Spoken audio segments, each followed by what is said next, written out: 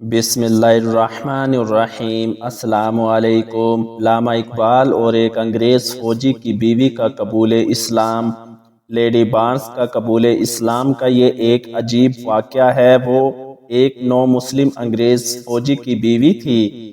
چند سال پہلے کا ذکر ہے۔ یہ دونوں میاں بیوی ایک مقدمے میں ملوث ہو کر علامہ اقبال کے پاس آئے، چونکہ الزامات سراسر جھوٹے تھے، اس لیے عدالت نے ان دونوں کو باعزت بری کر دیا، چونکہ وکالت کے فرائض علامہ اقبال نے انجام دیے تھے۔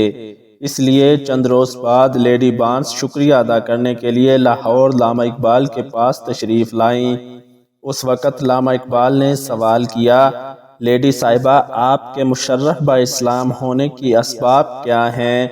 مسلمانوں کے ایمان کی پختگی۔ ڈاکٹر صاحب، لیڈی بارنس نے جواب دیا، لیڈی صاحبہ، میں نہیں سمجھا، اس سے آپ کی کیا مراد ہے؟ میں نے پوچھا۔ لیڈی صاحب نے وضاحت میں واقعہ سنایا۔ ڈاکٹر صاحب، میں نے دیکھا ہے کہ دنیا بھر میں کوئی بھی قوم ایسی نہیں جس کا مسلمانوں کی طرح ایمان پختہ ہو، بس اسی چیز نے مجھے اسلام کا حلقہ بگوش بنا دیا ہے۔ لیڈی نے اپنا نظریہ پیش کر کے تھوڑا سا تحمل فرمایا اور کہا، ڈاکٹر صاحب، میں ایک ہوٹل کی مالکہ تھی۔ میرے ہوٹل میں ایک 70 سالہ بوڑھا مسلمان ملازم تھا۔ اس بوڑھے کا فرزند نہایت ہی خوبصورت نوجوان تھا۔ مہلک بیماری میں جب یہ لڑکا چل بسا تو مجھے بے حد صدمہ ہوا۔ میں بوڑھے کے پاس تعزیت کے لیے گئی، اسے تسلی دی اور دلی رنج و غم کا اظہار کیا۔ بوڑھا نہایت غیر مؤثر حالت میں میرے تعزیتی الفاظ سنتا رہا، اور جب میں غم کی باتیں ختم کر چکی تو اس نے نہایت شاکرانہ انداز میں آسمان کی طرف انگلی اٹھائی اور کہا، میم صاحبہ، یہ خدا کی تقدیر ہے، خدا کی امانت تھی، خدا لے گیا، اس میں غم ہونے کی کیا بات ہے؟ ہمیں تو ہر حال میں خدائے غفور کا شکر ادا کرنا ہے۔ لیڈی بارنس اتنا کہہ کر رک گئیں۔ ایسا معلوم ہوتا تھا گویا انہوں نے کوئی بہت بڑا معجزہ بیان کیا ہے، اور اب وہ زبان حال سے مجھ سے یہ مطالبہ کر رہی تھی کہ میں بھی ان کے ساتھ مل کر حیرت کا اظہار کروں۔ میں نے کہا، لیڈی صاحبہ، پھر؟ لیڈی نے پھر اپنا قصہ شروع کیا اور کہا، ڈاکٹر صاحب، بوڑھے کا آسمان کی طرف انگلی اٹھانا ہمیشہ کے لیے میرے دل میں پیوست ہو گیا۔ میں بار بار اس کے الفاظ پر غور کرتی تھی اور حیران تھی کہ الہی، اس دنیا میں اس قسم کے صابر، شاکر اور مطمئن دل بھی موجود ہیں۔ مجھے بڑی کاوش یہ تھی کہ بوڑھے نے ایسا پر استقامت دل کیسے پایا۔ اسی غرض سے میں نے پوچھا، کیا مرحوم کے اہل و عیال بھی تھی؟ وہ کہنے لگا، ایک چھوٹا بچہ اور ایک بیوی ہے۔ بوڑھے کے اس جواب نے میری حیرت کم کر دی۔ میں نے بوڑھے کے اطمینان قلب کی یہ تعویل کی کہ چونکہ پوتا موجود ہے، اس واسطے وہ اس کی زندگی اور محبت کا سہارا ہوگا۔ لیکن ڈاکٹر صاحب، میں نے اس تعویل سے اگرچہ اپنے دماغ کو پرچا لیا، مگر میرے دل کو اطمینان نہ ہوا، اور میں برابر اس پڑتال میں لگی رہی کہ کسی طرح اپنے بوڑھے ملازم کی صحیح کیفیت سمجھوں۔ اس واقعے کے تھوڑے ہی دن بعد یتیم بچے کی ماں بھی چل بسی۔ اس سے میرے دل کو بہت تکلیف ہوئی۔ بوڑھے کی بہو کا غم میری عقل پر چھا گیا، مگر ٹھیک اسی وقت میری وہ قدیم تڑپ بھی جاگ اٹھی، اور میں نے خیال کیا کہ بوڑھے کے امتحان کا اصل وقت یہی ہے۔ میرے دل پر اس کی طویل خدمت گزاریوں کا اثر تھا۔ اس کے نوجوان فرزند کی وفات کے بعد اب اس کی بہو کی موت اور اس کے پوتے کی یتیمی نے اس اثر کو اور بھی چمکا دیا، لیکن اس فطری اور رسمی ہمدردی اور دل سوزی کے علاوہ اصل چیز جو میری دلچسپیوں کا حقیقی مرکز تھی، یہ تھی کہ میں بوڑھے کی کیفیت قلب کا صحیح اندازہ کروں۔ میں دوسرے دن بوڑھے کے گاؤں روانہ ہوئی، جو بالکل قریب ہی تھا۔ اس وقت تک جذبات و تخیلات کی ایک بے تاب کائنات میرے ہم رکاب تھی۔ میں ہر قدم پر یہ خیال کرتی تھی کہ اس قضائے مصیبت نے بوڑھے کی دل کی حالت کو بدل دیا ہوگا۔ وہ کبھی اپنے ضعیف اور حال زار پر غور کرتا ہوگا، پھر اپنے یتیم پوتے کی کمسنی کو دیکھتا ہوگا اور غم میں ڈوب جاتا ہوگا۔ دوسرے ہی قدم پر یہ سوچنے لگتی تھی کہ جب اس کا معصوم کمسن اور لاوارث پوتا ماں باپ کے فراق میں بلبلائے گا تو یہ کس طرح سے اس کے اور اپنے دل کو تسلی دے گا؟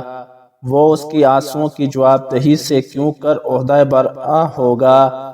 ضعیفی اور اپنے پوتے کے تاریخ مستقبل پر کیا پردہ ڈالے گا؟ ان تمام سوالات نے میرے دل و دماغ کے لیے جو فیصلہ کیا یہ تھا کہ بوڑھے کا وہ پہلا صبر و استقامت ختم ہو چکا ہوگا۔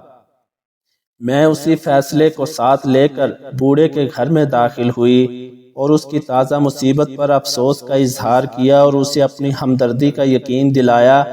وہ نہایت امن و سکون سے میری درد مندانہ باتیں سنتا رہا، لیکن جب اس کے جواب کی نوبت آئی تو اس نے پھر انگلی آسمان کی طرف اٹھا دی اور کہا، میم صاحبہ، خدا کی تقدیر میں کوئی شخص دم نہیں مار سکتا، اسی نے دیا ہے اور وہی لے گیا، ہمیں ہر حال میں اس کا شکر ادا کرنا واجب ہے۔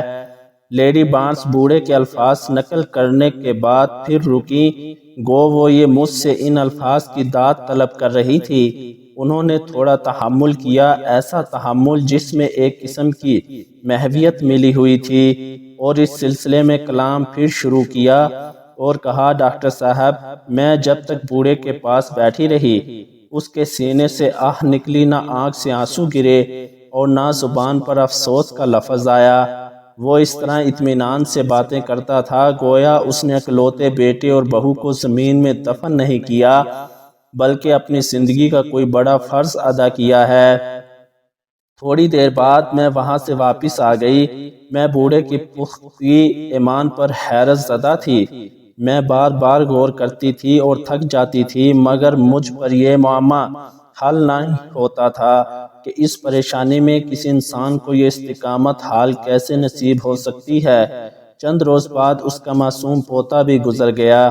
اس اطلاع کے بعد میں نے اپنی تمام فکری تاویلات کو نئے سرے سے اپنے دماغ میں جمع کیا تاکہ اس کے حال کا اندازہ کروں۔ میں بڑی بے قراری کے عالم میں اس کے پاس گاؤں پہنچی۔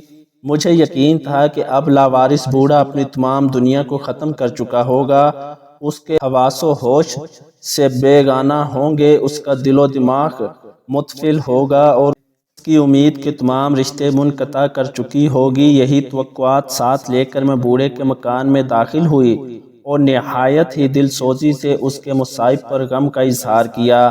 مجھے یہ معلوم کر کے بے حد حیرت ہوئی کہ میرے اظہار افسوس کا بوڑھے کے دل پر کچھ بھی اثر نہ تھا۔ وہ بڑی بے تکلفی سے بیٹھا تھا اور نہایت ہی غیر متاثر حالت میں میری گفتگو سن رہا تھا۔ جب میری گفتگو ختم ہو گئی تو اس نے زبان کھولی، پہلے کی طرح پھر اپنی انگلی آسمان کی طرف اٹھا دی اور کہا، میم صاحبہ، یہ خدا کی حکمت کے کھیل ہیں، اس نے دیا تھا واپس لے لیا، اس میں ہمارا کیا تھا جس پر ہم اپنے دل کو برا کریں؟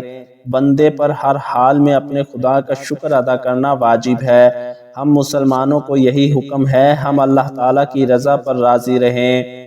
اب لیڈی بارنس درد دل کی کیفیتوں سے لبریز تھی۔ انہوں نے اپنا دایاں ہاتھ اٹھایا اور روتی ہوئی آواز میں کہا، ڈاکٹر صاحب، بوڑھے کا یہ جواب میرے لیے قتل کا پیغام تھا۔ اس کی انگلی آسمان کی طرف اٹھی ہوئی تھی اور تیر بن کر میرے دل کو کرید رہی تھی۔ اس وقت میں نے اس مرد ضعیف کی پختگی ایمان کے سامنے ہمیشہ کے لیے اپنا سر جھکا دیا۔ مجھے یقین حاصل ہو گیا کہ یہ اطمینان قلم مصنوعی نہیں بلکہ حقیقی ہے۔ میں نے کہا، اے میرے بوڑھے باپ، اب تم اکیلے اس گاؤں میں رہ کر کیا کرو گے؟ میرے ساتھ ہوٹل میں چلو اور آرام سے زندگی بسر کرو۔ بوڑھے نے میری اس دعوت کا شکریہ ادا کیا اور بے تکلف میرے ساتھ ہوٹل میں چلا آیا۔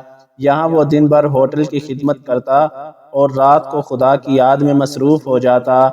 کچھ عرصے بعد اس نے کہا، میں آج قبرستان جاؤں گا۔ میرے دل میں پھر وہی امتحان لینے کی لٹک پیدا ہوئی۔ میں نے کہا، یہ دیکھنا چاہیے کہ وہاں اس کے صبر و تحمل پر کیا گزرتی۔ بوڑھا ہوٹل سے نکل کر اس خاموش اور ویران مقام کی طرف آیا جہاں اس کے تینوں عزیز مدفون تھے۔ میں ایک طرف کھڑی ہو گئی اور وہ قبرستان پہنچتے ہی پریشان حال قبروں کو درست کرنے میں مصروف ہو گیا۔ وہ مٹی کھود کھود کر لاتا اور قبروں کو درست کرتا تھا۔ اس کے بعد وہ پانی لے کر آیا، ان پر چھڑکاؤ کرنے لگا۔ جب قبریں درست ہو گئی تو بوڑھے نے وضو کیا، ہاتھ اٹھائے اور اہل قبرستان کے حق میں دعا کی اور واپس چل دیا۔ میں نے اس تمام عرصے میں نہایت احتیاط سے اس کی تمام حرکات کو دیکھا اور محسوس کیا کہ اس کے ہر کام میں اطمینان کا نور اور ایمان کی پختگی جلوہ گر ہے۔ اب میرے دل میں ایک غیبی نشتر چلا اور مجھے محسوس ہوا کہ یہ بوڑھے کی خوبی نہیں بلکہ یہ اس دین حق کی خوبی ہے جس کا یہ بوڑھا پیروکار ہے۔ میں نے مسلمان ہونے کا فیصلہ کر لیا اور ہوٹل میں پہنچ کر اس مرد بزرگ سے کہا کہ وہ کوئی ایسی عورت بلا لائے جو مجھے اسلام کی تعلیم دے۔ وہ فی الفور اٹھا اور اپنے ملا کی لڑکی کو بلا لایا۔ اس نے مجھے خدا اور اس کے رسول صلی اللہ علیہ وآلہ وسلم پر ایمان لانے کی ترغیب دی اور لا الہ الا اللہ محمد رسول اللہ کا سبق سکھایا۔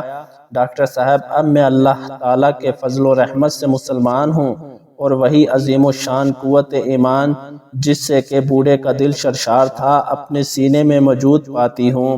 اب مجھے اپنے خدا پر اس قدر پختہ ایمان ہے کہ خواہ کسی قدر بھی مصیبت آئے میرے قدموں کو کبھی لغزش نہیں ہو سکتی۔ ویڈیو اچھی لگے تو چینل کو سبسکرائب اور ویڈیو کو لائک کر دیں۔ شکریہ۔